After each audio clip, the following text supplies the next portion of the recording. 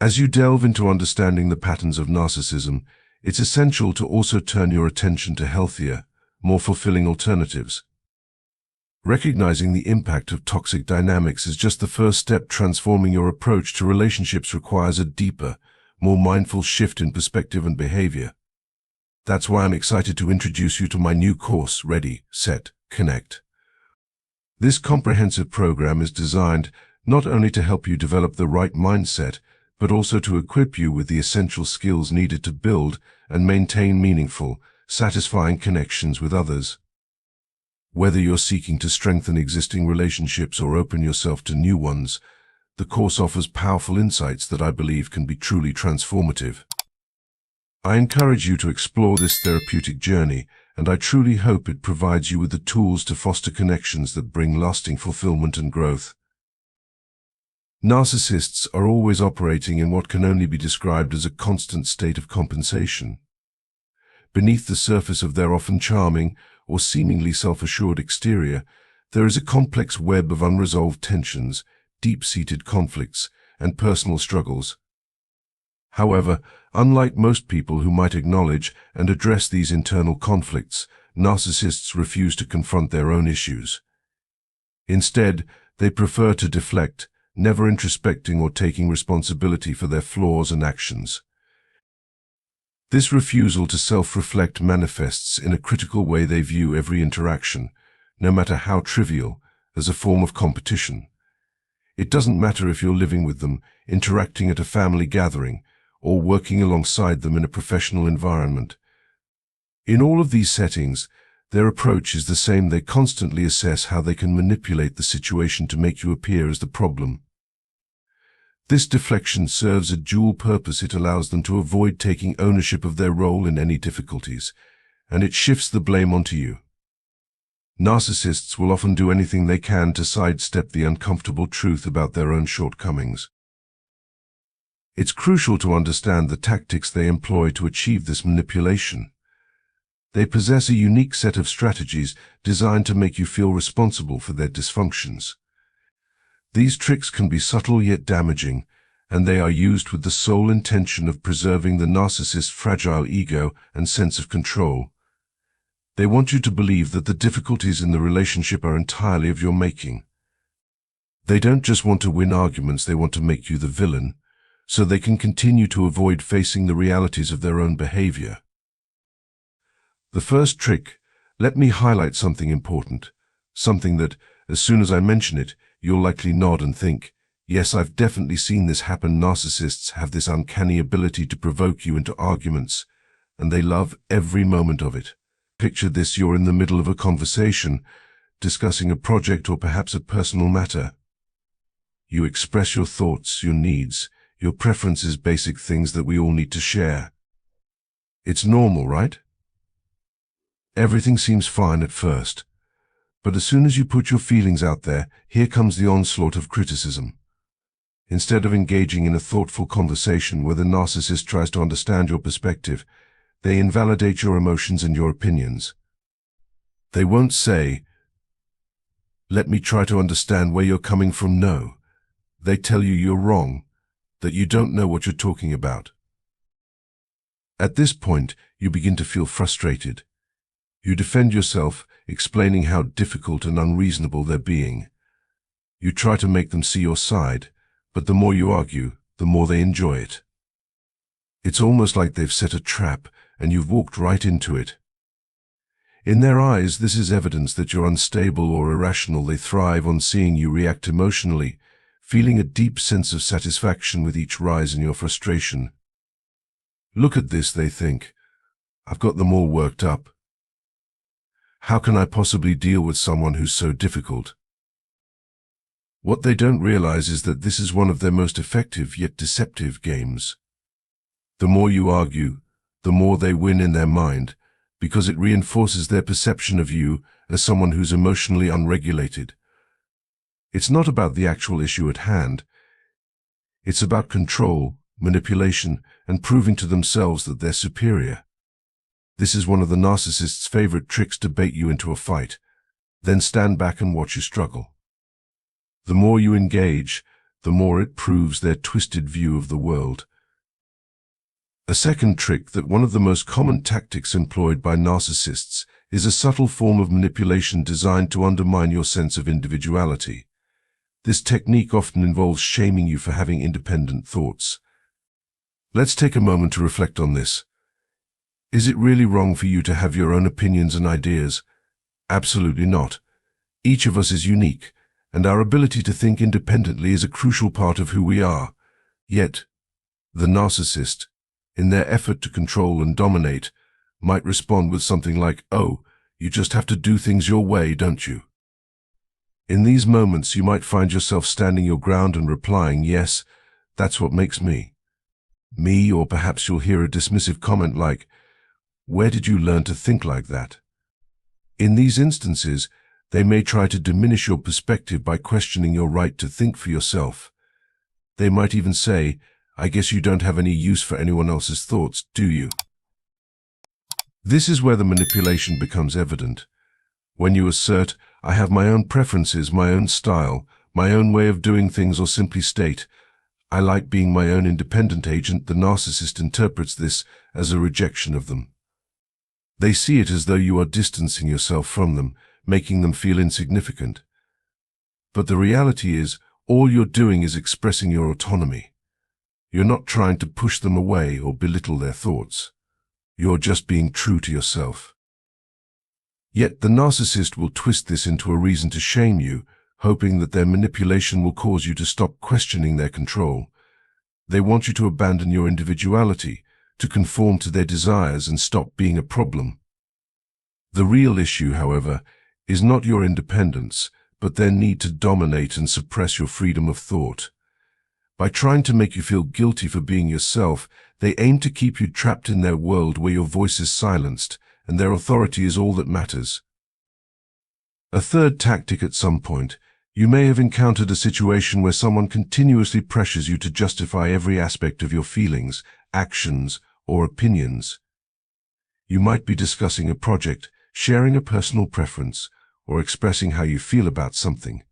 Yet, instead of just having a conversation, you're bombarded with questions that seem to have no end. Why do you feel this way?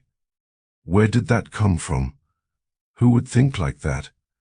What do you expect to achieve by thinking or acting this way? Before you know it, you find yourself in a whirlwind of over-explaining. You start rationalizing, trying to give clear reasons and explanations for everything, but it never seems enough. It feels like no matter how much you say, the other person keeps demanding more. Keep explaining, they insist. That's still not enough. I need to hear more. It's a never-ending cycle of justification, and it can quickly become overwhelming. As you dig deeper into your explanations, you may notice that instead of engaging with your words or considering your perspective, they keep poking holes in your reasoning, looking for flaws or contradictions. The more you try to justify your stance, the more they highlight discrepancies, making it seem as if your every word is meaningless or flawed. At that moment, you might pause and wonder, should I really have to explain myself so thoroughly? Is it worth pouring so much energy into someone who seems disinterested in understanding you or acknowledging your point of view? It's essential to reflect on this. When you're faced with someone who refuses to accept your explanations and keeps demanding more, ask yourself, do I owe them this much justification? In many cases, it's not about your inability to communicate effectively, but rather their unwillingness to listen with an open mind. The constant pressure to explain can be emotionally exhausting, especially when the person you're engaging with isn't genuinely invested in your perspective. Recognize that sometimes you don't need to justify yourself endlessly, especially when the other person's mind is already made up. A fourth tactic: they have a remarkable ability to shift the blame onto you, subtly twisting the situation to make it appear as though you are the source of the problem. Often, this is done through feeble excuses. Imagine this scenario: they've made a mistake or behaved erratically due to their own internal struggles. Instead of owning up to it, they deflect responsibility by saying something like, "I've been really stressed out lately," or "I didn't sleep well last night," or perhaps even, "I was waiting on someone, And they never showed up. These explanations sound plausible, but they mask the truth. They are simply trying to evade accountability. But the manipulation doesn't end there. Once they've given their excuses, they quickly turn the tables, blaming you for their reactions. They might say something like, "I've been working on this project for hours and I'm worn out, but you're just too difficult when things get tough." Now, not only are they avoiding responsibility, but they are also criticizing you for your supposed failure to understand their state of mind.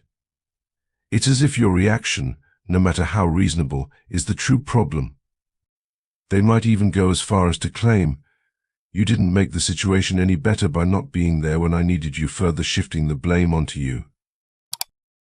Instead of simply acknowledging, "I have a problem," they manipulate the narrative, saying, "Yes, I have an issue, but so do you." In doing so, they subtly imply that your concerns are just as significant, if not more so, than their own. They expertly turn everything into your fault, making you feel guilty for things that are beyond your control. A fifth way: they often try to make you believe that you are the problem, manipulating you into feeling responsible for their emotional state. For instance, imagine a scenario where they're feeling agitated, irritable, or perplexed.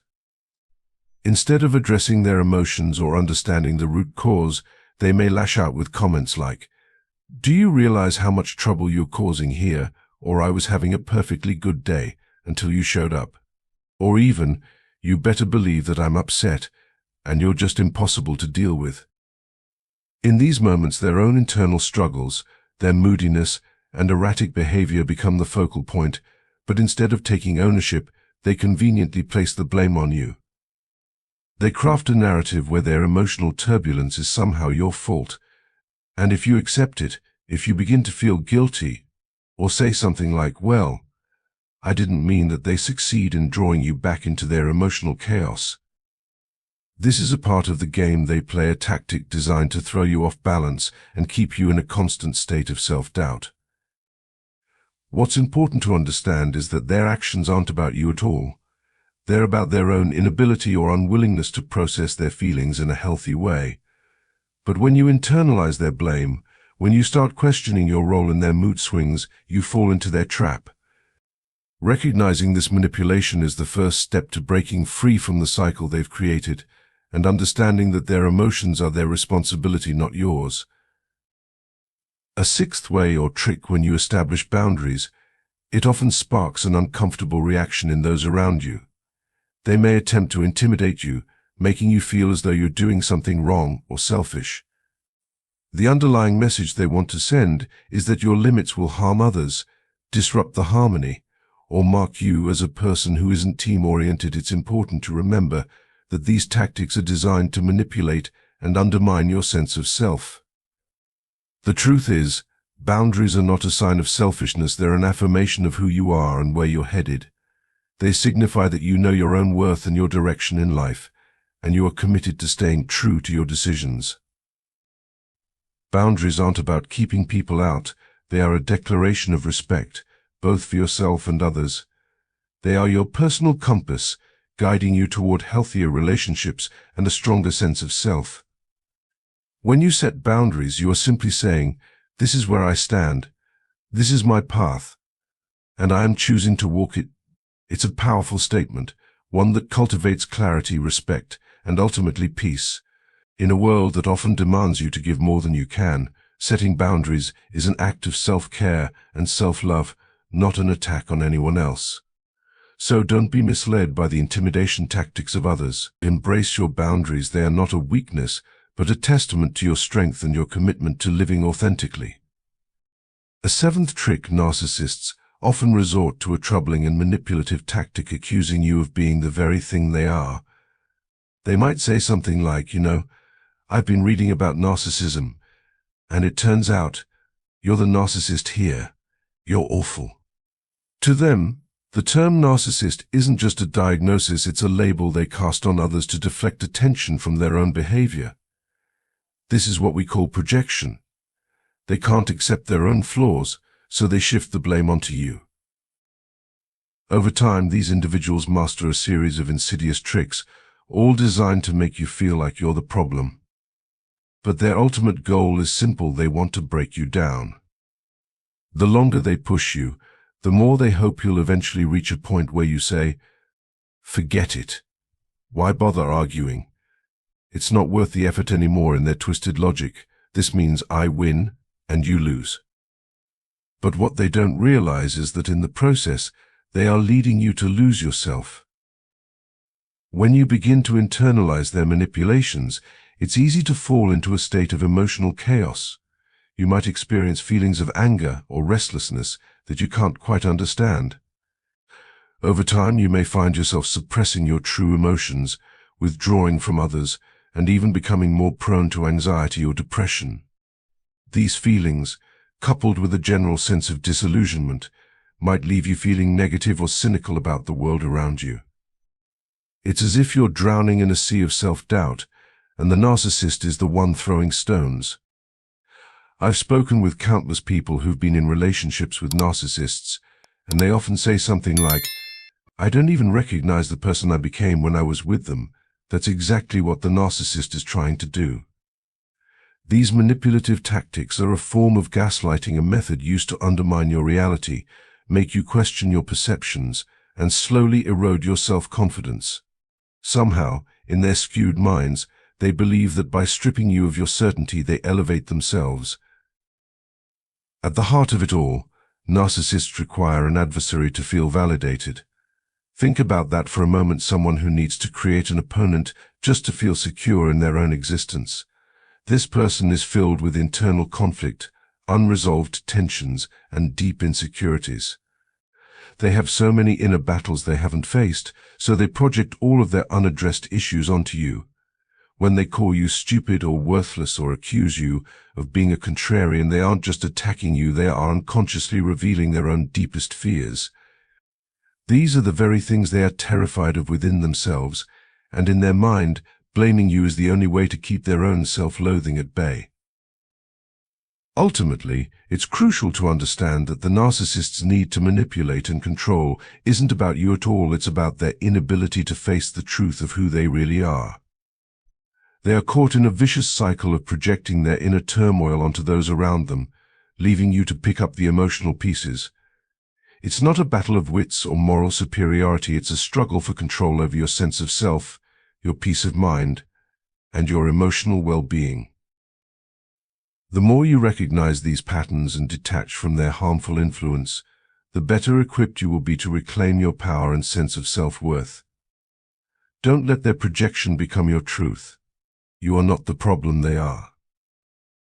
Narcissists are master manipulators who often use deceitful tactics to make you believe that you're the one at fault. Their goal is to undermine your sense of self and create doubt about your reality. That's why it's absolutely crucial for you to preserve your self-worth, dignity, and sense of respect. In the face of these attacks, you must stay grounded, remembering who you are and refusing to let them drag you into their web of manipulation. When you recognize the tricks they try to pull, you can stop the cycle before it starts. One of the most powerful ways to handle narcissistic behavior is by adopting a strategy called gray rock. This method involves disengaging emotionally and responding in a bland, non-reactive way, essentially becoming as uninteresting as a gray rock. By doing so, you take away the narcissist's fuel and power over you. It's about recognizing when it's time to withdraw, to stop playing their game, and give yourself permission to simply be yourself. If they don't understand or appreciate that, it's not your problem. The reality is, they never truly wanted to understand you in the first place. Knowledge is power, and understanding the tactics of narcissists is a crucial step toward empowerment. I hope this video offers you insight into the manipulative behaviors you're facing and helps you develop the tools to protect yourself. As you arm yourself with this knowledge, I believe you'll feel a newfound sense of strength. You deserve to feel emboldened and confident in your own identity, no matter what others try to impose upon you. If you haven't already subscribed, I encourage you to do so. Subscribing ensures that more resources and valuable videos like this one will continue to come your way. Remember, you're not alone in this journey. If you're in need of support, we have a sponsor who can assist with online therapy. Therapy is becoming more accessible than ever, and in these times, it can be a vital tool for healing and self-growth. You can find a link below this video that will direct you to a selection of qualified therapists, allowing you to choose the professional who best fits your needs. If this is something you're considering, I highly recommend taking that next step. Additionally, I offer several courses that can guide you toward personal growth and healing. One of my latest courses, Ready, Set, Connect, focuses on building healthy relationships, while This Is Me helps you establish and maintain boundaries. Free to Be empowers you to reclaim your identity, even in the face of controlling forces. These courses are comprehensive, containing both video lessons and written materials. They require a genuine commitment, but they're designed with your personal development in mind. Alongside the courses, I also offer books and other resources.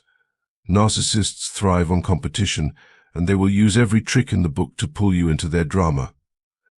But by staying informed, you can step back and say, "That's not my game. I am confident in who I am, and whether or not they accept me, I'm at peace with myself." I hope you adopt this mindset, as it will allow you to live a life filled with steadiness, peace, and a deep sense of self-assurance.